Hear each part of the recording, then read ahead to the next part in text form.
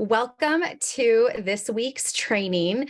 This is week 6. We're just going to dive right into this because I had some thoughts on my mind the last couple of weeks. And as you know, I've always been working on this. We've had this group for a while. I had a podcast where I talked about the relationship of loving yourself. This has been my life's work, and I have been sharing every single phase of it along the way. I only took a break from the internet twice. Once was for 4 months when the disc in my neck slid up and under the one above it. And I thought, I was in Isogenics at the time, a multi-level marketing nutrition company. I thought that I could heal myself in 4 months. So because they had this thing called the Isobody Challenge. And I'm like, okay, it'll take 4 months for me to heal myself and then I'll be good to go. And I'm not going to go on the internet because I have to look down to look at my phone. And that's going to prevent my neck from healing. So I took a break for 4 months back then in 2015. And then I also took a break that was 6 months, 2020, 2021, to just really get into myself and feel myself and see who am I without trying to earn. I just put myself on a coast for a little bit. And so I'm a manifesting generator 6-2, and this is from a thing called human design. It's like a profiling thing. It's even deeper than astrology because it takes into account a couple of different ancient practices. And as a 6-2, I am consciously in my life going through burning it to the ground phases, total learning by disaster. And that's really what feels like the first part of my life was, because I had a marriage that didn't work. I had an upbringing in 2 houses that didn't work. I had a business that failed. It just was one thing after another getting hit and feeling like a failure. And my 2 line, my unconscious, is more about being able to be like a compass and a director for people and having a natural ability to be like a tool house. I'm basically like a Swiss Army knife. And having this profile, the front facing, what it feels like is my life is a shit show. On the back end, unconsciously, it feels like if I'm not delivering something to somebody, I'm useless. And on that flip side of having the 2 line, I really want to be a hermit. I don't really want to do a whole lot of stuff. Doing a lot of activities actually really stresses me out. I really prefer to be in bed with the fan on and the window open to listen to the peacocks and hear the white noise from the fan and watch ridiculous stuff on TV and cuddling with my dog. That's my ideal Saturday night. So what I was really trying to feel into recently the last couple of weeks is how do I really share what it is that I've been able to do and able to figure out with my body? I think I'm going to go ahead and count all of my books because I have so many mental, emotional, spiritual, psychology books, nutrition books to really try to figure out how do I get myself out of this crappy relationship with food? How do I stop beating myself up at the gym? How do I like myself? How do I respect my body? How do I not make what my body size or how I look in my clothes mean something about me to where there's times where I didn't even want to leave the house because I was so upset with how my body was. So I did all of this work to try to figure that stuff out. And now, when I think about it, I feel like if somebody asks me a question, it's almost if you watch those cartoons with Disney with the ducks and they would pull out a filing cabinet and go through all of these papers, that's what it feels like. It feels like if you asked me a question that said, why is it that I do X, Y, and Z with food? I would say, blah, blah, blah, blah, blah, here's the code. This is why. And that's a lot to decipher through and actually live my life and then actually deliver it to you in a comprehensible way. So this focus the last couple of weeks has been stressing me out. You have no freaking idea how stressed out I have been on the inside. And yesterday it really came to me that I have 3 phases of a healing and exercise process that I took myself through since 2010 that have gotten me to where I am now. And so I want to share with you that very first phase. And that very first phase is what birthed my gym that I called Pilates Barbell Club. So the first things that I did is what became my core values with that gym. And I was so proud of it. I felt so grounded. I felt so good. I felt like this is it. And then the business ran out of money. And then it led to years of feeling like a failure. And then I had a divorce. And then I found out that I was in a personal development company attached to Isagenix that just happened to be a cult. And I'm like, oh my God, how messed up am I that I got myself into a cult? And then 2020 happened and yada, yada, yada. So it feels like it's been such a long road to feeling in my power that, like, yes, I have something significant to share with people about the body transformation. And so I'm like, oh, of course, like, why haven't I talked about the stages of Pilates Barbell Club? So I can see there's a little eye, so say hello so we can chat a little bit in the comments. So here's what I want to share with you. I had a total mental breakdown when I was 28 years old. I had been dieting for a bikini competition that I didn't even have a date for the bikini competition. I just thought, I'm going to diet and I'm going to look like this. And then eventually I'm going to be on a stage. Hello, Darlene. Darlene and I met in the cult. So anyway, so I was dieting and it was during the holidays and it was really awful. And I was kind of into spirituality and personal development and stuff, but it was very much just about like the physical attainment, like Think and Grow Rich and the science of getting wealthy, all that kind of stuff. So I kind of knew that there was a correlation between your thoughts and your feelings and then what actually happened in real life, but I was not anywhere as knowledgeable and integrated with it as I am now. But I was dieting, I was exercising, I had unrealistic expectations that I was going to be like super ripped to do one of those bikini competitions. And I thought this was all going to happen in 3 months. Like I was on a 3-month package with this Hollywood fitness trainer. So when I had my total breakdown, I was such a freaking wreck with the food that I went shopping at Trader Joe's after I went to a therapy appointment and then on my way to go have lunch with my friend who was a school teacher at the time.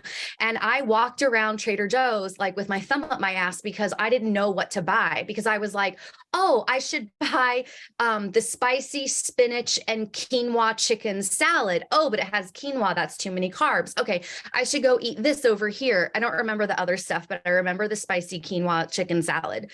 But basically, I didn't know what to buy because I was so used to like following this diet, but then when I didn't follow the diet, it was a full binge. And so I didn't actually know what was the right food to eat. I just knew that like I felt bad if I ate food that I thought was bad. And I thought I was being good if I was eating the good food. But then on the diet, like I was miserable because the calories were so freaking low and the fat was so low. I was like totally malnourished. So what happened was I decided that I was going to take a 6-month time period of like mourning where I was like, excuse me, I'm going to feel as sorry for myself as possible, but I'm going to keep it into a window of 6 months because I also had a client at the time who was in her late 70s and she was always getting a different antidepressant, or she was getting like a different combination of antidepressants. And she was always upset and she was always blaming her now moments on her childhood. And it had gotten so bad with this woman that she brought a birth regression therapist to the Pilates studio to analyze how her body was moving on the Pilates equipment and relate it back to when this woman came out of the birth canal when she was born. And, you know, like there's Pilates exercises, like you do it without your feet, without shoes on, so that like the muscles and the stuff in your feet can really like get stronger. And so this woman was doing this thing called leg and footwork, where the heel of her foot was on this bar and you flex your feet, you keep your feet totally side by side. Like you don't have one foot going back further or one of them curled around, whatever. And her analysis sizer, whatever she was, her therapist was like, oh, your foot rotates this way because when you were in the womb, your foot was tucked under. And when you came out, it got squished. And it was like, I'd always think about this woman. I was like, I cannot be this fucked up that old. And so I was like, I'm going to do 6 months. I went on antidepressants. I went to therapy, and I was like, I'm going to deal with this in a 6-month period. I'm going to figure this shit out. And I'm not going to be a burden to my family and friends and like always talk about this stuff. And who knows to say like how good of a job I did, because like I talked about this stuff a lot on the internet.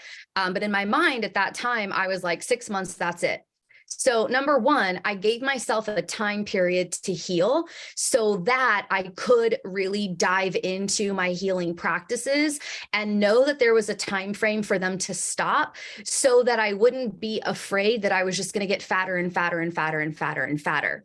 Because one of the problems that we run into is that when we want to switch from having a diet mentality, and we want to have, and we have that good list and that bad list of food, whenever we are thinking about, or like we hear the invitation to say practice moderation, it like freaks us out, because to us, that means there's no control. And if we're not controlling how we feel about food and our guilt reaction to food, then what's going to prevent us from just going all out? And what's going to prevent us from just becoming obese if we don't have any governor on our relationship with food?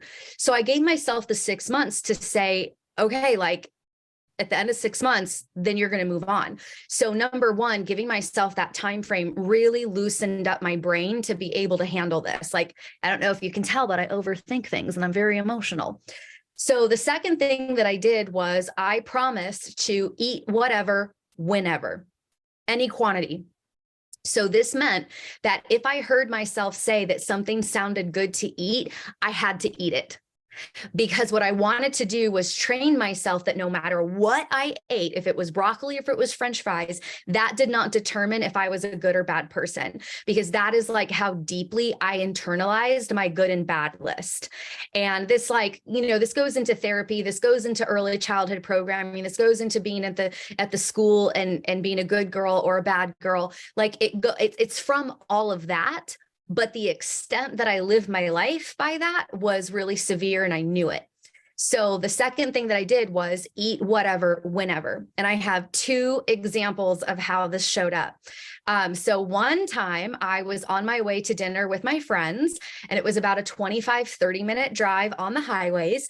And on the way, I thought, oh my gosh, Taco Bell sounds so good. It just like flashed in my brain. And Taco Bell is, it's a fast food chain of Mexican food. And I was like, oh my God, are you for real right now? You literally have to go to Taco Bell now and get food on your way to dinner. So I got myself a quesadilla meal with a soda and with these cinnamon twist fries that are like some sort of a rice product that's blown out like a Rice Krispie treat, and then it's deep fried or whatever, and it has cinnamon sugar on it. So I ate that whole meal on the way to dinner. And the place that we went to dinner was one of these huge, portion restaurants. And we had an appetizer, we had dinner, and we had dessert. And again, the whole point was just to say, no matter what it is that you eat doesn't determine your value as a human or your worthiness as a human. Another time, what had happened was I was staying in a studio apartment at where I opened my first Pilates business, where I rented from them from their commercial property. I became friends with them, and they had a studio apartment in their backyard. And so I had moved out from living with my step grandmother. I tried to like not talk to my family members, because like part of my like messed up brain was constantly like having this battle of wills between the households that I had grown up in. And so I stayed in the studio apartment to try to like cut myself off, isolate myself from everyone. And when there was a commercial for fast food, and it was French fries.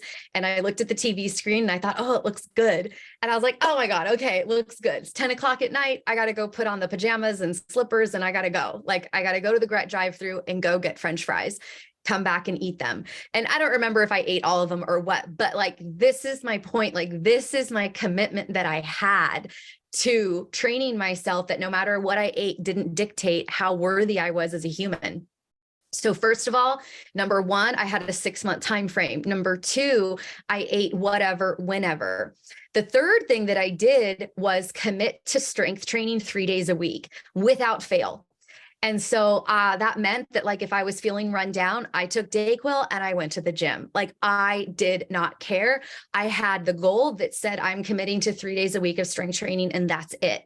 Because at the time, like, I had gone to like a strength training conference or something.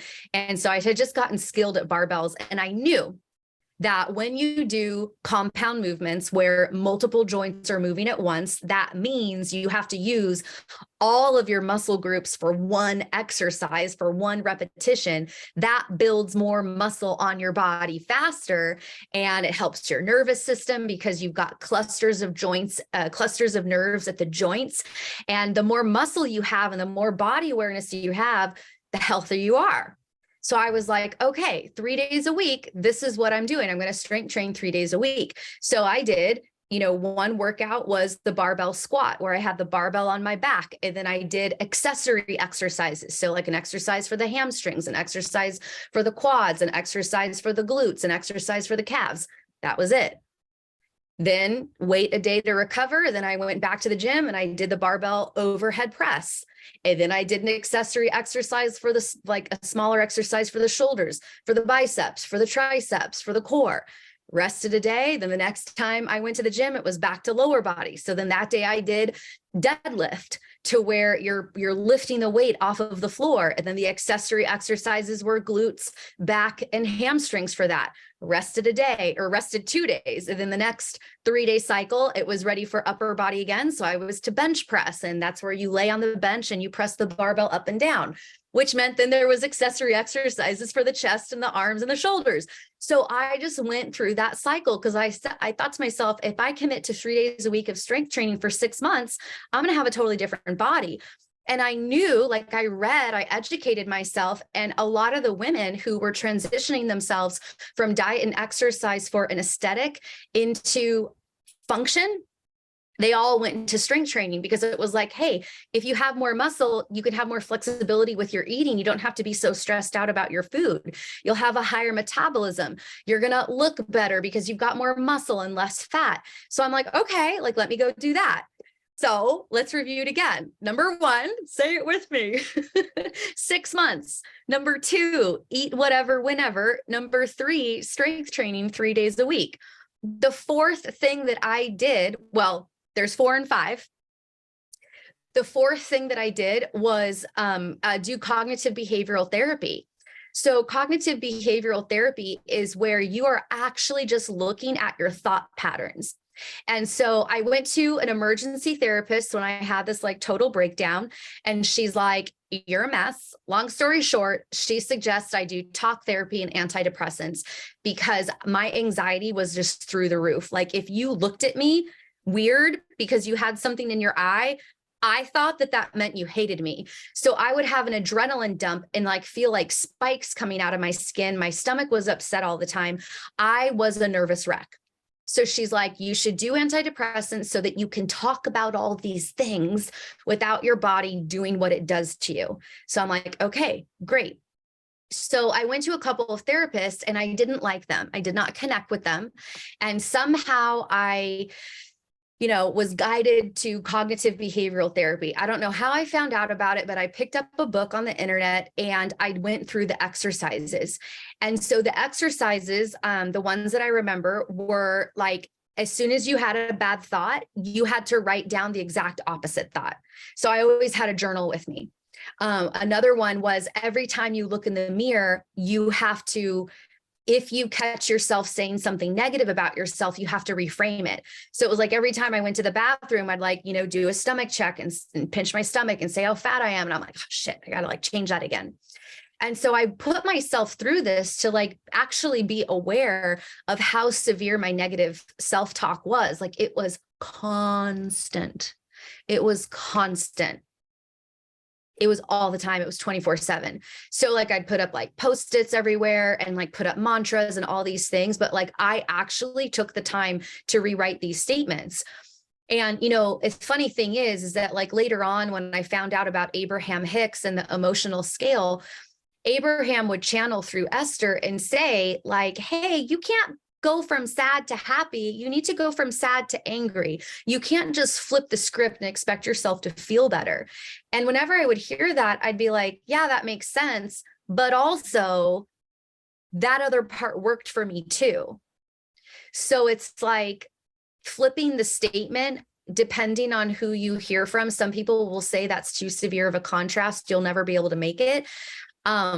Clearly, I needed more years to go in between that. And I've learned more about emotions and energy since that time 13 years ago. But that really helped me gain awareness of just how negative my self-image was. I have 2 eyes. I'm so excited. Who is the second person that's here? That would be so cool if you could say hi. So the 5th thing that I did is kind of like a double. I knew that I was working too hard. And this is like part of my personality of overworking. So I knew that I was working too much. And at the time, I was doing like regular fitness with people, Pilates, and also I don't know how it happened, but like I just like got this thing for autistic children and connected with someone who was doing autistic fitness classes in New York. And then I started to advertise and teach autistic children fitness at the gym. So here I am doing fitness, doing Pilates, and then now I want to start this whole new business called Aut Gym. And I was really into it. I had a logo, I had the postcards, I went to events, I did the whole thing. I had no like formal training with autistic kids. I was just like, I was a preschool teacher once. I have a heart for this. Let's do it. So when I realized that a lot of my self-esteem was coming from the food, from the good list, and then also by my work, what I could produce, I was like, you need to work as little as possible in the 6-month time frame. Because I didn't have the language to describe what I did. Like right now, I could tell you, okay, like my self-worth was attached to how much money I was making, and I was making every decision based on work, and I was living my life around work, which I still kind of like have some of that. But now at least I can recognize, like, if I feel like kind of funky, it's because I'm attaching too much to work or to money. Back then, I just knew that it was like stressing me out, but I didn't know like the real depth of how my self-worth was attached to my production. And so I'm like, okay, you're going to work as little as possible, and you're going to spend time with friends. And so oddly enough, the friends that I spent time with, this is like totally not gross, was my girlfriend's kids. Like she had 3 kids, and the 2 little girls would come over and like do a sleepover movie night. Even their dog, they had this boxer, even the dog would come over to my little studio apartment and do a sleepover. And it was so much fun. And I had realized that like, I put everybody to the side in order for work. And I had done that since I was a teenager. Even when I was in high school, I would choose working a shift over going to a party. And like part of it, I think, is like a little bit of like social anxiety. Part of it, I think, is my human design of being a hermit, and that the hermit, well, in human design, they call it the hermit. In another program, they call it the compass, where I was talking about being the Swiss Army knife, where like there's a lot of fulfillment that comes from disseminating information. For me, I love to talk about this stuff to help you get back into your body. So that's something that like I'm really learning to balance, that like I want to give you all the information, and then I want to retreat into my hermit mode. So anyway, so those 5 things. So number 1 was I gave myself a time frame of 6 months. Number 2 was I ate whatever, whenever. Number 3 was I committed to strength training. Number 4 was I did cognitive behavioral therapy. And then number 5 was lifestyle, work as little as possible, spend time with friends. And in that 6 months, when I was getting towards the end of it, I'll never forget this. I can see myself there, like I'm watching a movie right now. I was barbecuing, and I had tilapia in little tin foil packets.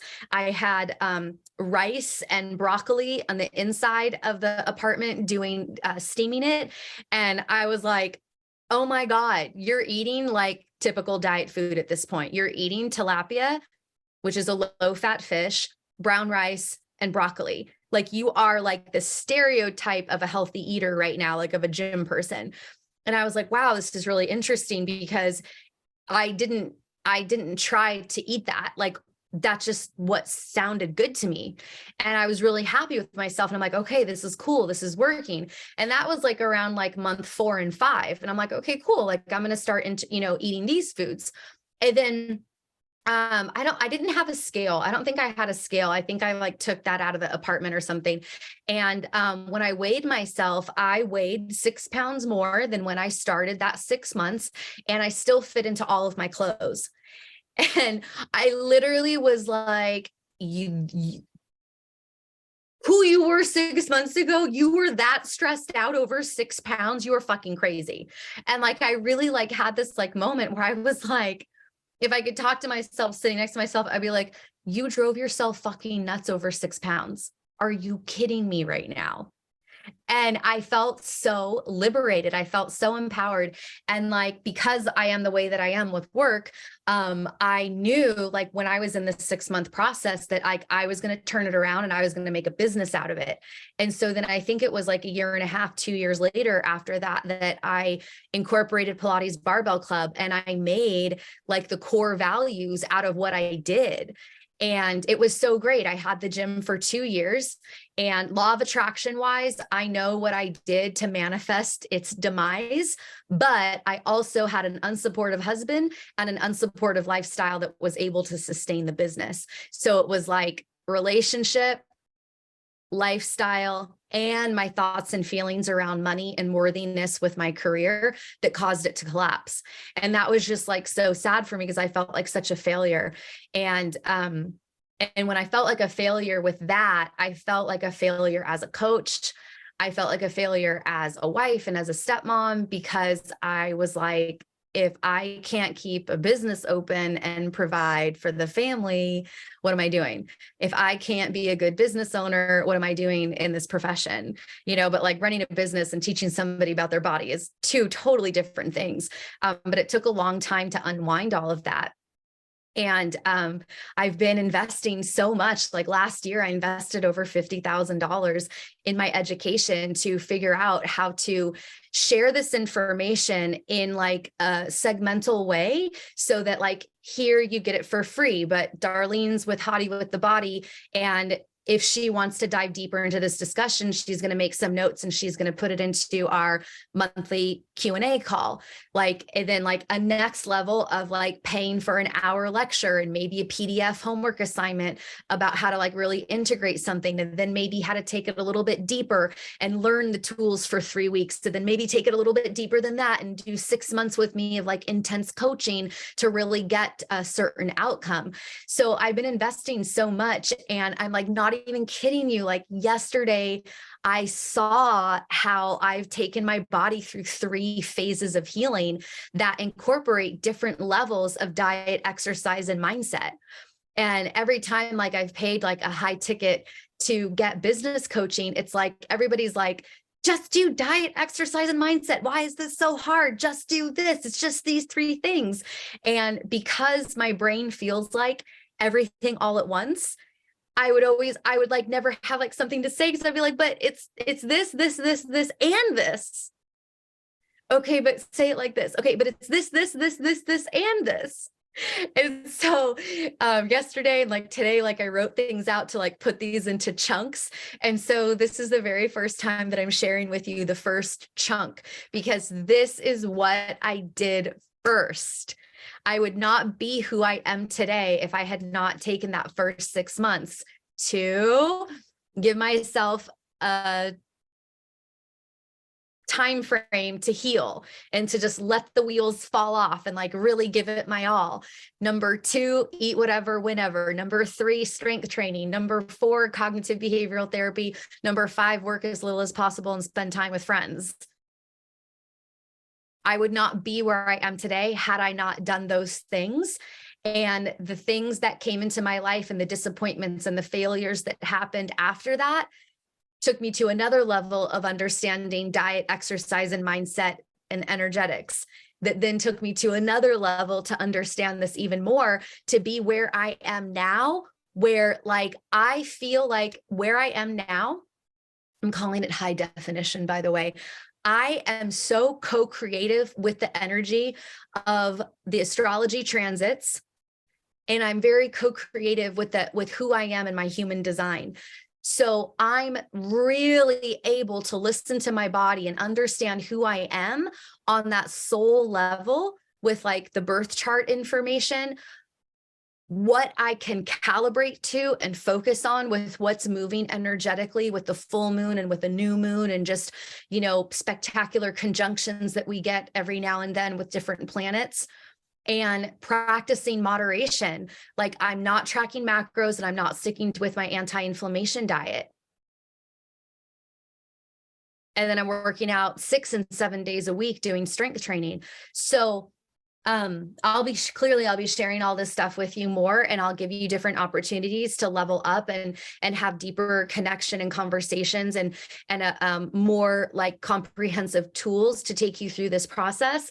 But I'll be sharing this with you for free on Instagram over here, and then giving you different levels that you can come into this experience with me with different price points, because you're getting a different level of information and integration so that you can really make this transformation.